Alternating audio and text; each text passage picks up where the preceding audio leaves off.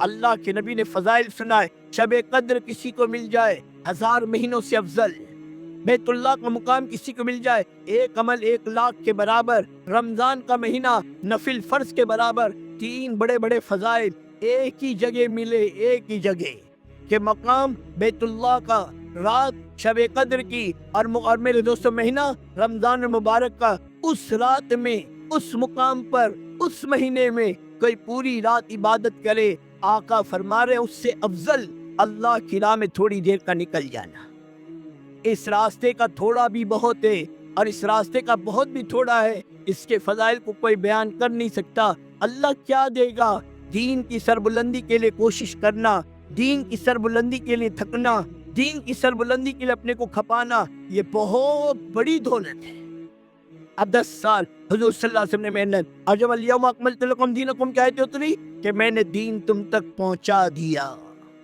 میں نے دین تم تک پہنچا دیا، میں نے اس امانت کو تم تک پہنچا دیا۔ تمام صحابہ نے ایک زبان ہو کر کہا یا نبی اللہ، آپ نے امانت پہنچائی نہیں، آپ نے اس امانت کا حق ادا کر دیا۔ اللہ کے نبی نے آسمان کی انگلی اٹھائی، اللہم اشہد، اللہم اشہد، اللہم اشہد، کہ اللہ تو گواہ رہنا، اللہ تو گواہ رہنا، اللہ تو گواہ رہنا، جو ذمہ داری تو نے مجھے دے کر بھیجی وہ ذمہ داری میں ان تک پہنچا چکا۔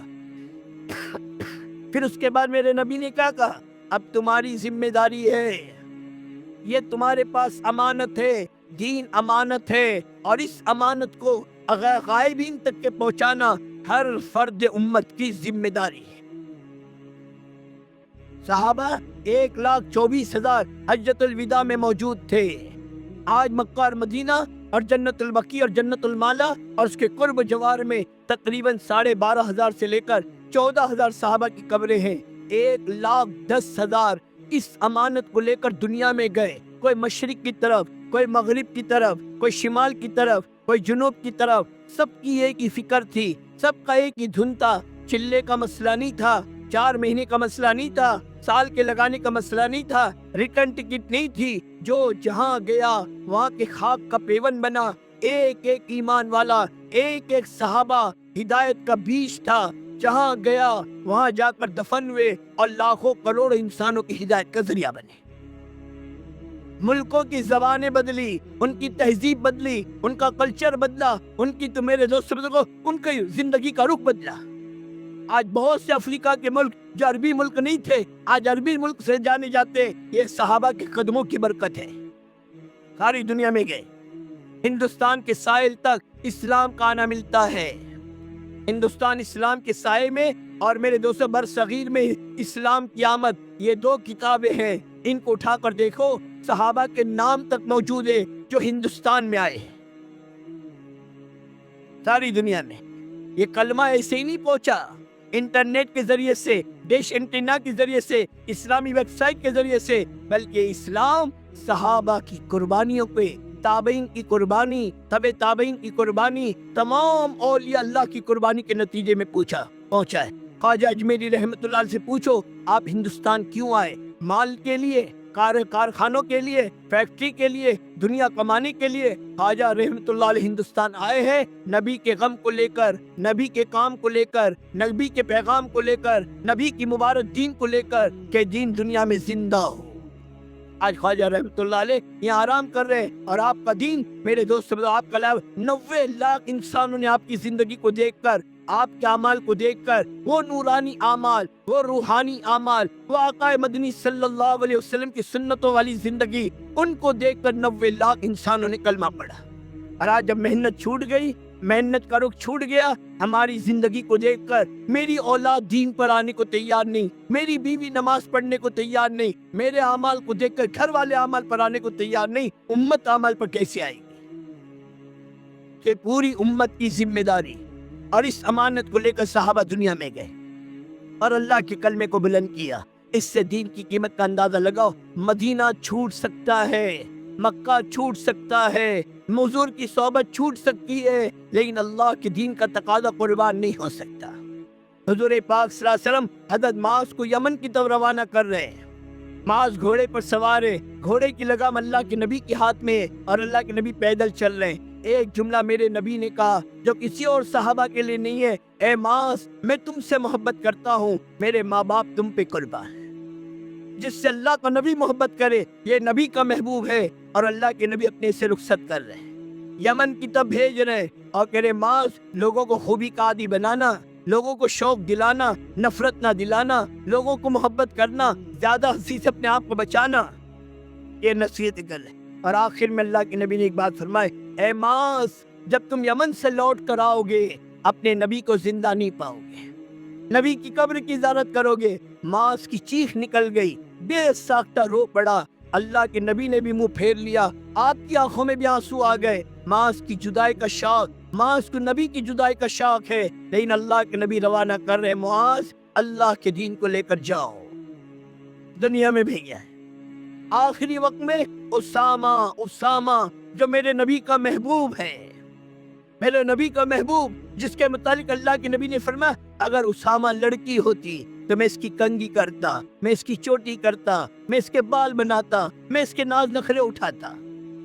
اسامہ زید بن حارثہ کا بیٹا، ام ایمن کا بیٹا، حضرت اسامہ رضی اللہ تعالی عنہ آخری وقت میں وصیت کر رہے، اگر میرا انتقال رات کو ہو جائے صبح کا انتظار نہ کرنا، صبح ہو جائے تو رات کا انتظار نہ کرنا، اسامہ کے لشکر کو روانہ کرنا۔ آخری عمل کیا ہے میرے نبی کا؟ اپنے ہاتھ سے جھنڈا بنا کر اللہ کے نبی نے اسامہ کے ہاتھ میں دیا تھا اور کہا جاؤ اللہ کے دین کے کام کو لے کر۔ آج جو دین مسلمان اپنی زندگی میں اپنے 6 فٹ کے بدن پہ لانے کو تیار نہیں، یہ دین ہم تک کن قربانیوں کے ساتھ پہنچا ہے۔ پھر ابو بکر صدیق سے پوچھو دین کی قیمت، ابو بکر صدیق فرما رہے دین میں کمی آئے اور ابو بکر زندہ رہے یہ نہیں ہو سکتا۔ وہ حضور کے وصال کے بعد کے سخت ترین حال، اللہ پوری امت کی طرف سے ابو بکر صدیق کو جزائے خیر دے کہ پوری امت کو سنبھالا ہے اور پوری امت کو رخ پر ڈال کر گئے، اور قیامت تک کے آنے والے مسلمانوں کو بتایا نبی کے بعد بھی جب امت نبی والی ترتیب پر باقی رہے گی اللہ کی وہی مدد ہوگی جو نبی کے زمانے میں تھی۔ نہ خود بیٹھا نہ کسی کو بیٹھنے دیے، 13 لشکر روانہ کیے اور 3 مرتبہ خود نے سفر کیا۔ کسی نے کہا ابو بکر اپنا خیال نہیں ہے تجھے، مدینہ کا تقدس نہیں ہے تیرے دل میں، تو ان پاک بیویوں کے بارے میں تو سوچ جن کے دل اللہ کے نبی کی موت کے صدمے سے نڈھال ہیں، یہ امت کی مائیں ہیں۔ تو میرے دوستو حیات الصحابہ اٹھا کر دیکھو، عجیب جملہ کا عجیب جملہ، قیامت تک کے امت کو دین کی قیمت بتائی ہے، مدینہ آگ کی بھٹی بن جائے اور میری اور ازواج مطہرات کی لاشیں زمین پر پڑی ہوئی ہو، ہماری لاشوں کا دفن کرنے والا کوئی نہ ہو، اور جنگل کے جانور آ کر ہماری لاشوں کو گھسیٹتے پھرے، یہ تو ابو بکر گوارہ کر سکتا ہے، لیکن دین میں کمی آئے اور ابو بکر زندہ رہے کہ یہ نہیں ہو سکتا، یہ نہیں ہو سکتا۔ کہ دین میں کمی اعلان کیا، جو لوگ اونٹ زکوٰۃ میں اونٹ کے ساتھ یا بکری کے ساتھ رسی دیتے تھے میرے نبی کے زمانے میں، اگر اس رسی کے دینے سے بھی انکار کریں گے تو میں ان کے ساتھ قتال کروں گا۔ اسامہ کے لشکر کے روکنے کا معاملہ آیا تو بھی یہی کہا، کس نے امیر بنایا؟ کہا نبی پاک صلی اللہ علیہ وسلم نے، کہا جس سے اللہ کا نبی امیر بنائے اسے میں بدل نہیں سکتا، اور جس لشکر کو میرے نبی نے روانہ کیا ابو بکر کی کیا مجال اس لشکر کو روکتے۔ اطاعت میں دوستو اور ماننے میں اور نبی پاک صلی اللہ علیہ وسلم کے دین کی قربانیاں ابو بکر صدیق سے پوچھو۔ صرف 40 دن، حضرت مولانا یوسف صاحب رحمۃ اللہ فرماتے 40 دن کے اندر اللہ نے حالات کو بدل کر دکھا دیا، اور کیسی حفاظت کا نظام کہ قیامت تک کے مدینہ کی حفاظت کا انتظام ہو گیا۔ کہا تو ہر کل 2 لاکھ کی فوج لے کر آ رہا تھا، اور کہا تو مسلمہ قذاب 70,000 کے لشکر کو لے کر آ رہا تھا، اور کہا لوگوں میں میرے دوست ارتداد اور زکوٰۃ کے دینے کا انکار اور زکوٰۃ کی ترتیب پہ انکار ہو چکا تھا۔ وہ سارے حالات ٹھیک ہو گئے اور امت پھر رخ پر آ گئی نبی والی ترتیب کی قربانی کی برکت سے۔ حضرت عمر رضی اللہ تعالیٰ نے کیا کہا بیت المقدس کے فتح کے موقع پر، جب ابو عبیدہ رضی اللہ تعالیٰ نے کہا کہ کپڑے بدل لیجئے، بہت میلے اور گندے کپڑے ہیں، اور سواری یا اونٹ کی سواری مایوس سمجھی جاتی ہے، ہم نے عربی گھوڑا تیار رکھ کیا ہے، آپ اس پر سوار ہو جائے کہ لوگوں کو مسلمانوں کا امیر نظر آئے۔ امیر روایتوں میں آتا ہے کہ آپ نے کپڑے بدلے، اور گھوڑے پر سوار ہوئے، فوراً دل میں آیا عمر اب تو امیر نظر آتا ہے۔ فوراً نیچے اترے، لا میرا وہی کپڑا، لا میری وہی سواری،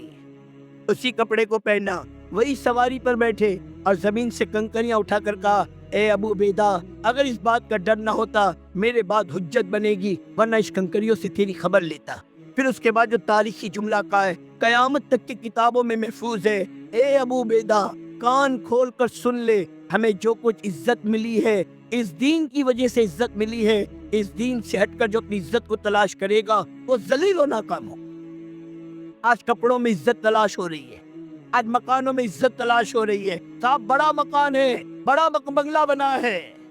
یہ بنگلے عزت کے لیے ہے، یہ مکان عزت کے لیے، یہ کپڑے عزت کے لیے۔ اگر یہ کپڑے مکان عزتوں کے لیے ہوتے، آج بے ایمانوں کے پاس ہم سے زیادہ ہے، کہ عزت والے ہیں، گاڑیوں میں عزت، عہدوں میں عزت، کرسیوں میں عزت، کہاں چلے گئے دوستو؟ اللہ اور عمر کہہ رہا ہے کہ یہ جو کچھ ہمیں عزت ملی ہے وہ اس دین کی وجہ سے ملی ہے، اس دین سے ہٹ کر جو اپنی عزت کو تلاش کرے گا وہ ذلیل و ناکام ہوگا۔ دوستو اتنا بڑا مبارک دین جو بڑی قربانیوں کے بعد، بڑی مشقت، کتنی عورتیں بیوہ ہوئی، کتنے بچے یتیم ہوئے، کتنے جوانوں کی جوانیاں لگی، کتنے بوڑھوں کا بڑھاپا لگا، کتنوں کی زندگیاں کھپی، وہ ابو ایوب انصاری رضی اللہ تعالیٰ عنہ 94 سال کی عمر میں نکل رہے، بچوں کو وصیت کر رہے، جب تک میں زندہ ہوں مجھے اپنے ساتھ لے کر چلنا، میں مر جاؤں میرے جنازے کو سواری سے باندھ دینا اور میرے جنازے کو لے کر چلنا، اور جہاں تمہارا آخری پڑاؤ ہو وہاں میرے جنازے کو دفن کرنا۔ کل قیامت میں اللہ مجھ سے پوچھے، اے ابو ایوب انصاری تو نے میرے دین کے لیے کیا کیا؟ میں کہوں گا جب تک زندہ تھا تیری راہ میں چلا، مرنے کے بعد میرا جنازہ بھی تیری راہ میں چلا، اور آج استنبول قسطنطنیہ کے دامن میں جا کر دفن ہے۔ وہ امام الانبیاء کا میزبان آج میرے دوستو ترکیوں کا مہمان ہے۔ صحابہ دنیا میں گئے اس کام کو لے کر، اس پیغام کو لے کر، سب کی ایک ہی دھن تھی، سب کا ایک ہی غم تھا، سب کی ایک ہی فکر تھی، اللہ کا دین دنیا میں زندہ ہو، ہماری قبر بن جائے۔ میری زندگی کا مقصد تیرے دین کی سرفرازی، میں اسی لیے مسلمان، میں اسی لیے نمازی۔ لیکن آج میرا حال کیا ہے؟ دین پھیلانا تو دور کی چیز، دین کو دوسروں تک پہنچانا دور کی چیز، پورے عالم کے انسانوں تک دین کا پہنچانا تو بہت دور کی چیز۔ ارے میرے دوستو، میں اپنے 6 فٹ کے بدن پر اسلام کو نہ لا سکا، میرے 10 بائی 10 کا مکان اسلام سے خالی، میری شادیاں اسلام سے خالی، میری کمائی کے نقشے اسلام سے خالی، میری صبح اسلام سے خالی، میری شام اسلام سے خالی، اور میرے دوستو بزرگوں زبان پہ نعرہ ہے اسلام زندہ باد کا، اور زندگی اسلام سے خالی ہے۔